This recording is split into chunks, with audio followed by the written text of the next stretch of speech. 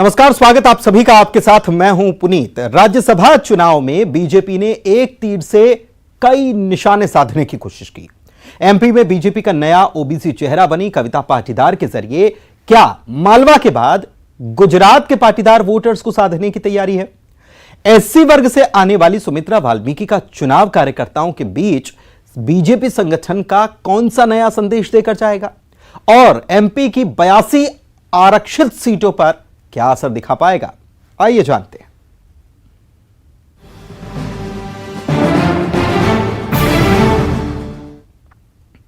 तो बीजेपी से राज्यसभा उम्मीदवार कविता पाटीदार की नुमाइंदगी मध्य प्रदेश के साथ कैसे चुनाव से पहले गुजरात पर भी असर डाल सकती है? कविता पाटीदार के जरिए एमपी के मालवा और गुजरात में बसे पाटीदार वोटर्स पर बीजेपी का बड़ा दांव। मध्य प्रदेश की 230 विधानसभा सीटों में से 65 सीटें ऐसी हैं जिन पर पाटीदार समाज का प्रभाव है। उधर गुजरात में 15% की संख्या में पाटीदार हैं जो राज्य की करीब 70 सीटों पर अपना सीधा प्रभाव रखते हैं। कविता लंबे समय तक पाटीदार समाज के संगठन में भी जिम्मेदारी संभाल चुकी हैं और न्यूज 18 से एक्सक्लूसिव बातचीत में कविता पाटीदार ने कहा कि पार्टी अगर उन्हें गुजरात चुनाव में जवाबदारी देती है तो वो इसके लिए पूरी तरह से तैयार है। बीजेपी संगठन की एक खासियत है कि पार्टी के हर फैसले के पीछे कई संदेश छिपे होते हैं और असर भी। पार्टी में राज्यसभा जाने के ख्वाहिशमंद नेताओं की सूची लंबी थी, लेकिन कविता पाटीदार के नाम पर मोहर के जरिए पार्टी संगठन ने विधानसभा चुनाव के मुहाने पर खड़े मध्य प्रदेश से लेकर गुजरात की सियासी जमावट का दांव खेल दिया।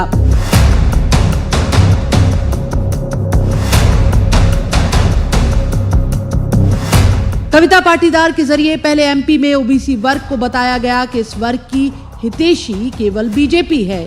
फिर दूसरा दांव पाटीदार समाज पर। एमपी के मालवा में 45 लाख के करीब हैं पाटीदार वोटर, तो गुजरात की आबादी में 15% का हिस्सा रखते हैं और 70 सीटों पर इस समाज का सीधा असर है।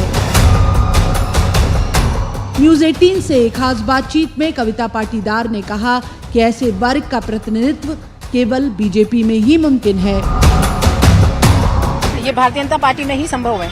एक सामान्य कार्यकर्ता को जहां महामंत्री का भी दायित्व दिया जाता है और राज्यसभा की उम्मीदवार बनाया है। हमारे यहाँ किसान के घर में जन्म लेने वाले एक सामान्य कार्यकर्ता को इस प्रदेश के मुख्यमंत्री का दायित्व मिलता है।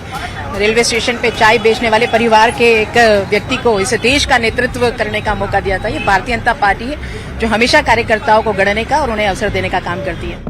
कविता पाटीदार ने राज्यसभा उम्मीदवार के लिए अपना नामांकन दाखिल कर दिया। इस मौके पर सीएम शिवराज सिंह चौहान, प्रदेश बीजेपी अध्यक्ष वीडी शर्मा और संसदीय कार्य मंत्री नरोत्तम मिश्रा भी मौजूद थे। बीजेपी में राज्यसभा की दोनों सीटें महिला वर्ग के खाते में गई हैं, यानी आधी आबादी को पूरा मौका। विभिन्न दायित्वों का निर्वहन करते हुए आज पार्टी ने मुझे राज्यसभा के सदस्य के रूप में उम्मीदवार बनाया है। मैं पार्टी को बहुत धन्यवाद देती हूँ। मातृशक्ति दोनों बहनों को उन्होंने उम्मीदवार बनाया है।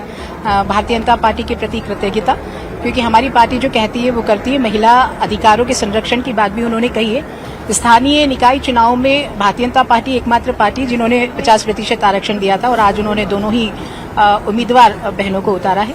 और ओबीसी वर्ग से हूँ चूंकि मैं, और भारतीय जनता पार्टी हमेशा ओबीसी हितैषी ही रही है, ओबीसी वर्ग की हितैषी रही है। एक ओबीसी वर्ग की हमारी बहन और दूसरे दलित समाज का हमारा चेहरा, इन दोनों को जो अवसर मध्य प्रदेश के अंदर मिला है, इसके लिए मैं अपने नेतृत्व को पुनः एक बार शुभकामनाएं और बधाई देता हूं। और दोनों मेरी बहन जो राज्यसभा में चुन करके जाएंगी उनको भी बहुत बहुत शुभकामनाएं। कि हमारी दो ऐसी कार्यकर्ता जो वर्षों से दिन और रात बिना किसी पद की आकांक्षा के पार्टी के काम को आगे बढ़ाने के लिए काम कर रही है। एक प्रदेश की महामंत्री जो दिन और रात बेटी होने के बावजूद भी परिश्रम की पराकाष्ठा की कविता, दिन और रात जो काम दिया पार्टी ने दत्त चित्त होकर करती रही। और दूसरी हमारी बहन सुमित्रा वाल्मीकि जी, ये जबलपुर से 3 बार पार्षद रही, 1 बार एल्डरमैन रही, नगर निगम की अध्यक्ष रही और चुपचाप एक शांत कार्यकर्ता, सबसे पीछे और सबसे नीचे की कतार की, जो अपने लिए कोई अपेक्षा नहीं करती उनने सपने में भी कभी ये नहीं सोचा था कि उनका नाम राज्यसभा के लिए उम्मीदवार के रूप में चुना जाएगा। ओबीसी वर्ग को लेकर छिड़ी सियासत में बीजेपी ने हाथ के हाथ जवाब दे दिया कि राज्यसभा में भी बीजेपी से इसी वर्ग की नुमाइंदगी है। उधर गुजरात में 2023 की शुरुआत में ही मौजूदा सरकार का कार्यकाल खत्म हो रहा है। बीजेपी ने चुनाव के पहले ही यहां पाटीदार समाज में पैठ के लिए रास्ता तैयार कर लिया है। भोपाल में शरद श्रीवास्तव के साथ bureau report, news 18 Madhya Pradesh Chhattisgarh. और इधर बीजेपी में जमीनी कार्यकर्ताओं को ही मिलता है आसमान। मध्य प्रदेश देश से राज्यसभा भेजे जाने वाले दूसरे नाम का जब खुलासा हुआ तो पार्टी के इस दावे पर फिर से मोहर लग गई। राज्यसभा की दूसरी सीट के लिए नामांकन भरने वाली सुमित्रा वाल्मीकि एससी वर्ग से आती हैं। सियासत में इसका तर्जुमा एमपी की 82 आरक्षित सीटों पर बीजेपी के चुनावी दांव के तौर पर भी देखा जाएगा। बेशक, लेकिन पार्षद पद से शुरुआत करने वाली सुमित्रा वाल्मीकि का संसद पहुंचाकर बीजेपी ने आदर्श की एक लकीर तो फिर से खींच दी है।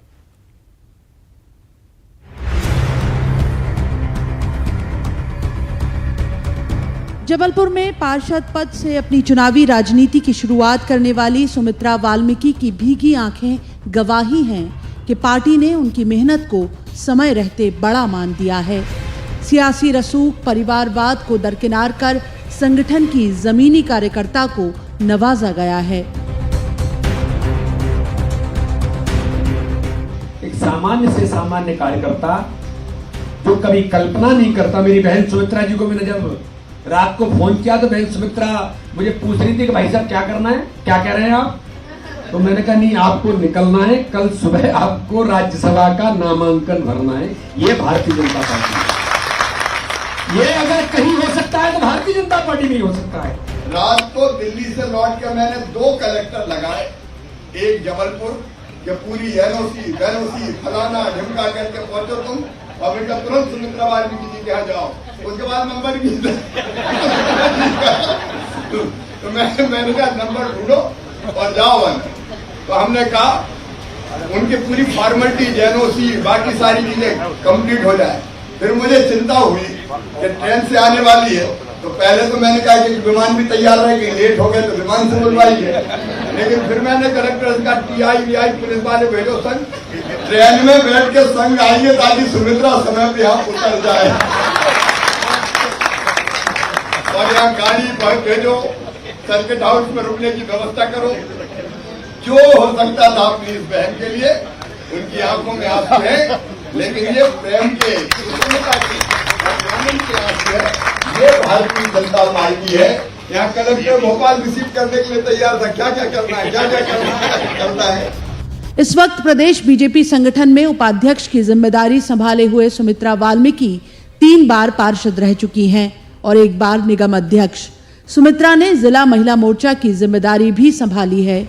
न्यूज़ 18 से खास बातचीत में सुमित्रा वाल्मीकि ने कहा कि बीजेपी ही है जहां समाज के आखिरी छोर पर खड़े व्यक्ति को भी सम्मान दिया जाता है।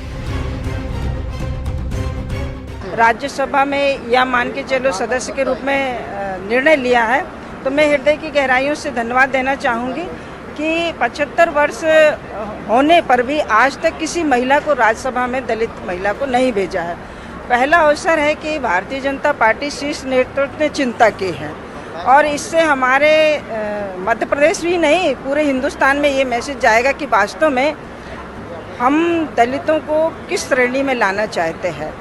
जैसा कि सभी को समानता का अधिकार, सबका साथ, सबका विश्वास, सबका प्रयास माननीय मोदी जी का कहना है, उसी को सार्थक करते हुए उन्होंने यह निर्णय लिया। मैं हृदय की गहराइयों से अपनी ओर से और अपने समाज की ओर से धन्यवाद करती हूँ।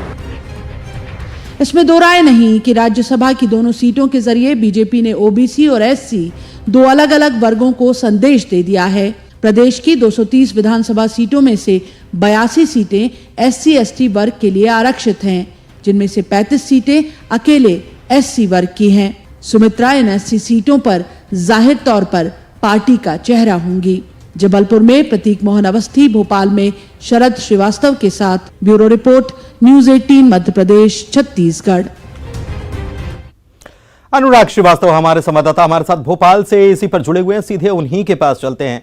अनुराग, क्या क्या सियासी समीकरण साधे गए हैं दो उम्मीदवार बनाकर, दो महिलाओं को राज्यसभा भेजने का फैसला लेकर? ये तो हमने रिपोर्ट में दिखा दिया, लेकिन सबसे बड़ा समीकरण जो साधा गया वो ऐसा लगता है कि कार्यकर्ताओं को एक बार फिर से रिचार्ज करने का काम और कार्यकर्ताओं को इस बात का एहसास करा देने का कि आप जो भी काम कर रहे हैं पार्टी उसकी परख भी करती है और परखने के बाद बड़ी जिम्मेदारी भी सौंपती है।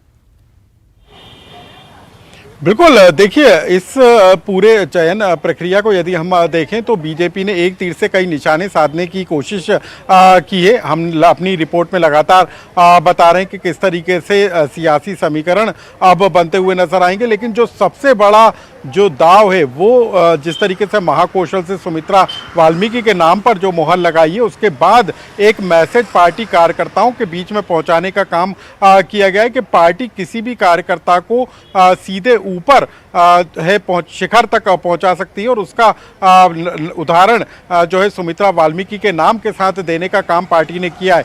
यानी कि बीजेपी के कार्यकर्ता को रिचार्ज करने की कोशिश जो है बीजेपी पार्टी ने की, और एक बड़ा संदेश ये देने की कोशिश की है कि यदि आप पार्टी के प्रति पूरी निष्ठावान तरीके से काम करते हुए नजर आएंगे तो पार्टी कभी भी आपको ऊंचा ओहदा दे सकती है। तो साफ तौर पर कई बड़े संदेश इस पूरे मामले को लेकर पार्टी देती हुई नजर आई। और दूसरा जो सबसे बड़ा संदेश है, जिस तरीके से प्रधानमंत्री नरेंद्र मोदी ने परिवारवाद को लेकर अपनी ही पार्टी के नेताओं को जो नसीहत दी थी, उस पर भी कहीं ना कहीं पार्टी नेता अब अमल करते हुए नजर आ रहे हैं। यानी कि परिवारवाद से हटते हुए अब उन लोगों को मौका देने की कोशिश की जा रही है जो वाकई में पार्टी की नीति रीति के लिए लंबे समय से लड़ाई करते रहे हैं। और यही कारण है कि जो महाकौशल से पार्टी ने जो राज्यसभा के लिए चेहरा चुना है वो 3 बार का पार्षद का चेहरा है, और लगातार जमीनी स्तर पर जुड़े हुए नेता को टिकट देकर पार्टी ने बड़ा संदेश देने का काम किया है। तो कई तरह के सियासी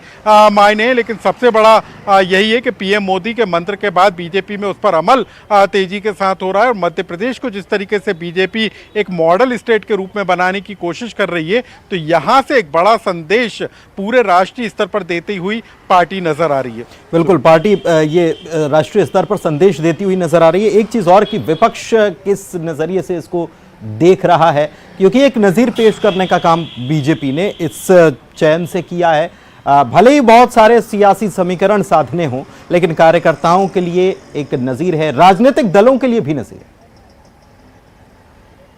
बिल्कुल, देखिए जब भी किसी तरीके का चुनाव होता है तो पार्टी इस बात का जरूर ध्यान रखती है कि ऐसा कौन सा चेहरा होगा जो उसके लिए एक बड़ा रामबाण साबित होगा, और कौन चुनाव में उसके लिए एक बड़ा चेहरा भी बन सकता है। तो प्रदेश में नगरीय निकाय के चुनाव होना है, उसकी तारीखों का ऐलान होना बाकी है, लेकिन उससे पहले जिस तरीके से राज्यसभा के 2 चेहरों को लेकर बीजेपी ने दांव खेला है, वो साफ तौर पर न सिर्फ प्रदेश की आधी आबादी यानी कि महिला आबादी को साधने की कोशिश है, बल्कि जो ओबीसी वर्ग को लेकर जो सियासत छिड़ी हुई थी उसमें भी बीजेपी कांग्रेस से 2 कदम आगे बढ़ती हुई नजर आ रही है। ओबीसी चेहरा कविता पाटीदार का पार्टी ने ऐलान किया है, इसके अलावा दलित वर्ग से सुमित्रा वाल्मीकि का नाम का ऐलान पार्टी ने किया है। तो ये 2 बड़ी आबादी के साथ ही जो आधी आबादी महिला वर्ग की है उसको भी साधने की कोशिश पार्टी ने कहीं की है। दूसरी तरफ यदि हम कांग्रेस पार्टी की बात करें तो कांग्रेस में भी इस बात को लेकर चर्चा जरूर थी कि चुनाव से पहले किसी ओबीसी चेहरे को कांग्रेस पार्टी चुनाव मैदान में उतार सकती है, लेकिन कश्मीरी पंडित के चेहरे यानी विवेक तनखा के चेहरे के सहारे कांग्रेस पार्टी आगे बढ़ती हुई तरफ से नजर आ रही है। कांग्रेस का क्या नजरिया है इस चयन को लेकर? विपक्ष में है कांग्रेस, समझते हैं। रवि सक्सेना साहब हमारे साथ जुड़े हुए हैं कांग्रेस की तरफ से। रवि जी, आपका स्वागत। और क्या कहेंगे राज्यसभा उम्मीदवार के तौर पर जो बीजेपी ने आधी आबादी को मौका दिया, 2 नाम और जो चयन हुआ है उस पर कांग्रेस की क्या राय है? नहीं, निश्चित रूप से देखिए भाजपा का अपनी सोच है, अपना उनका विचार है, और उनके अपने जो कार्यकर्ता है उसको उनको साधने की स्थिति है। क्योंकि अभी विगत 3, 4, 5 साल में ये हुआ है कि भारतीय जनता पार्टी में बाहर से जो लोग आते हैं उनको मंत्री बनाते हैं, उनको विधायक के टिकट देते हैं, उनको वो नवाजते हैं, उनका स्वागत करते हैं, और ऐसा करते करते भारतीय जनता पार्टी का जो ग्रास रूट का नेता था कार्यकर्ता नेता, वो पूरी तरह से दरकिनार हो रहा था। और उसमें बड़ा असंतोष था। मैं समझता हूँ उस असंतोष को साधने का ये प्रयास किया गया है, क्योंकि भारतीय जनता पार्टी जो है वो कांग्रेस मुक्त भारत की बात करते करते कांग्रेस युक्त पार्टी बन गई थी। तो निश्चित रूप से इस बार भारतीय जनता पार्टी को, जिसका बहुत मैं समझता हूँ विरोध हो रहा था, असंतोष था, उसको साधने का मुझे लगता है एक प्रयास है। दूसरी बात, राज्यसभा जो है वो अपर हाउस कहलाता है, और अपर हाउस का जो संगठन संविधान में किया गया वो इसलिए किया गया कि जो समाज के बुद्धिजीवी वर्ग के लोग हैं, कला से, संस्कृति से और पत्रकार जगत से, लेखक, इस तरह के लोग जो हैं, जो बुद्धिजीवी वर्ग के आते हैं, जो कि चुनाव लड़कर पार्लियामेंट्री पार्टिसिपेशन नहीं कर सकते हैं, उनको उसमें समाहित किया जा सके, उसमें उनको लाया जा सके और उनकी जो बुद्धिमत्ता है या जो उनकी एक्सपर्टीज है उसका उसमें इस्तेमाल किया जा सके, जो रीति नीति और कानून बनते हैं उन पर। तो निश्चित रूप से अपर हाउस में जब हमको भेजा जाता है किसी को भी, तो वो इस बात को ध्यान में रख के भेजा जाता है। और पार्लियामेंट में जहां लोकसभा की बात है, लोअर हाउस की बात है, लोअर हाउस में उन लोगों को भेजा जाता है जो जमीनी नेता होते हैं, वो चुनाव लड़ते हैं, जनता से चुनकर वो लोकसभा में जाए। तो ये दोनों जो संविधान में हमारे यहाँ दो सदन की जो परिकल्पना की गई है या जो उनका कॉन्स्टिट्यूट किया गया है, उसमें इस बात को ध्यान रखा गया है। तो भारतीय जनता पार्टी ने ग्रास रूट के लोगों को भेजा है, पर उसका वो कितना फायदा वहां ले पाएंगे, ये एक विचारणीय प्रश्न है। ठीक है, विचार कांग्रेस को करना चाहिए छत्तीसगढ़ की जब लिस्ट आती है उस पर भी। ठीक है रवि साहब, हमारे साथ हम बने रहिए। नेहा बग्गा जी भी जुड़ी हुई हैं, बीजेपी की तरफ से बीजेपी प्रवक्ता है। नेहा जी, जो राज्यसभा के लिए जो 2 उम्मीदवारों का चयन हुआ, कहा यह भी जा रहा है कि कार्यकर्ताओं का मोरल बूस्ट करने के लिए भी यह किया गया कि एक छोटे से कार्यकर्ता को भी उठा करके पार्टी फलक तक पहुंचा सकती है, यह मैसेज भी गया। लेकिन साथ में क्या ये कांग्रेस ये कह रही है कि यह मैसेज इसलिए पहुंचाना पार्टी को जरूरी था क्योंकि दूसरे दलों से आए नेताओं को टिकट देकर उन्हें विधायक और मंत्री बना दिया गया, और ऐसे में बीजेपी का, पार्टी का जो खांटी कार्यकर्ता है वो निराशा के उसमें जा रहा था। देखिए, कांग्रेस के लिए तो वो गालिब का शेर बना हुआ है कि दिल बहलाने के लिए ख्याल अच्छा है। अभी रवि सक्सेना जी यहाँ पर बैठकर उपदेश दे रहे हैं। एक बार पवन खेड़ा का ट्वीट देख लेते, आज अरुण यादव जी ने क्या ट्वीट किया एक बार उसको देख लेते, मनीष जी ने क्या ट्वीट किया एक बार उसको देख लेते, नगमा ने क्या कहा है उसको देख लेते। तो भारतीय जनता पार्टी अपने कार्यकर्ताओं का सदैव सम्मान करती है। जो कार्य करते हैं लगातार लगे रहते हैं भारतीय जनता पार्टी की विचारधारा को जन जन तक पहुंचाने के लिए, उसका कार्य किया जाता है। और एक जो ऐतिहासिक निर्णय केंद्र के नेतृत्व में और प्रदेश के नेतृत्व ने लिया है, ये आप हम सब देख रहे हैं। 2 महिला नेत्रियों को राज्यसभा भेजा जा रहा है। एक पाटीदार समाज से आती हैं, ओबीसी वर्ग से, और दूसरी दलित समाज से आती हैं। और जिस तरीके का उनका प्रोफाइल है, जिस तरीके से उन्होंने सदैव काम करने का कार्य किया, पार्टी के लिए जो कार्य किया है, ये अपने आप में एक ऐतिहासिक निर्णय है। कांग्रेस पार्टी कम से कम अगर ऐसे अपने कार्यकर्ताओं का सम्मान करती तो जो टूट फूट हो रही है वो देखने को नहीं मिलती। नहीं, लेकिन नेहा जी, कहा यह जा रहा है कि पहले कविता पाटीदार के नाम का ऐलान तो कर दिया गया, लेकिन दूसरा नाम ऐलान करने में बड़ा वक्त लगाया। पार्टी को कहीं असमंजस की स्थिति थी कि किसका नाम, या पार्टी में कुछ अंदर खाने कुछ चल रहा था, क्योंकि आखिरी मौके पर मुख्यमंत्री तो खुद बता रहे हैं कि कैसे उनको भोपाल लाने की कवायद की गई, तो आखिरी मौके पर ये क्यों किया गया? 2 नाम एक साथ क्यों नहीं घोषित हुए? यही तो भारतीय जनता पार्टी के कैडर की ताकत है। कैडर बेस्ड दल क्यों कहलाता है भारतीय जनता पार्टी का? क्योंकि यहाँ पर कार्यकर्ताओं का सम्मान किया जाता है। कार्यकर्ता को स्वयं नहीं पता होता कि जो उसने कार्य किया है पार्टी के लिए, निरंतर पीछे बैठकर, पीछे रहकर, जिस तरीके से उसने हमेशा पार्टी की विचारधारा के लिए कार्य किया है, उसको क्या परिणाम मिलेगा। पिछले अगर आप राज्यसभा का परिणाम भी देखेंगे तो सुमेर सिंह सोलंकी जी एक सामान्य परिवार से आते हैं और उन्हें राज्यसभा भेजा गया, आदिवासी वर्ग से आते हैं, शिक्षक हैं। तो जिस तरीके से पार्टी में निर्णय लिया जाता है, भारतीय जनता पार्टी की रूटीन प्रक्रिया है। पर आप देखिए कि मध्य प्रदेश में पहली बार ऐसा हुआ है कि ओबीसी वर्ग से, पाटीदार समाज से कोई महिला जो है वो राज्यसभा में, उच्च सदन में जा रही है। उसी प्रकार से मध्य प्रदेश की राजनीति में ये इतिहास में पहली बार हुआ है कि वाल्मीकि समाज से आने वाली एक महिला जो है वो उच्च सदन में जा रही है। कांग्रेस पार्टी अगर इस प्रकार से सभी वर्गों का सम्मान करती तो शायद उनकी सोच में थोड़ा सा बदलाव आता। पर जिसने बाबा साहब अम्बेडकर, ठीक है रवि, ठीक है नेहा जी, ठीक है रवि जी को भी समय दे देते हैं। रवि जी, आप सुन रहे हैं लगातार नेहा जी को, क्या शॉर्ट में जवाब? नहीं, देखिए, पाटीदार समाज की बात कर रहे हैं वो, और ये कहते हैं कि हम परिवारवाद की बात नहीं करेंगे। वो बरूलाल पाटीदार जी की डॉटर हैं और बरूलाल पाटीदार जी एक जमाने में मंत्री हुआ करते थे मध्य प्रदेश में, सब पूरे लोग जानते हैं। अब कहते हैं कि साहब हम उनको ले आए। अरे भाई, उनको नहीं लाए हो। जो भारतीय जनता पार्टी ने ओबीसी के पीठ में छुरा भोंका है, जो उनके हक और हुकूक पर डाका डाला है, जिस तरह से उनका आरक्षण कम किया है, उसको रोकने के लिए कहीं ना मैनेज कहीं करने के लिए आप कह रहे हैं कि मैनेज करने के लिए किया है। अब चलिए ठीक है, जो भी किया है नतीजा तो सामने है और नतीजे का फिर असर क्या होगा, जो समीकरण साधने की कोशिश बीजेपी ने की है, क्या वो सध पाएंगे, देखना होगा। बहुत शुक्रिया रवि साहब, नेहा जी, हमारे साथ जुड़ने के लिए। अनुराग, आपका भी बहुत शुक्रिया। और इसी के साथ इस प्रस्तुति में इतना ही। नमस्कार।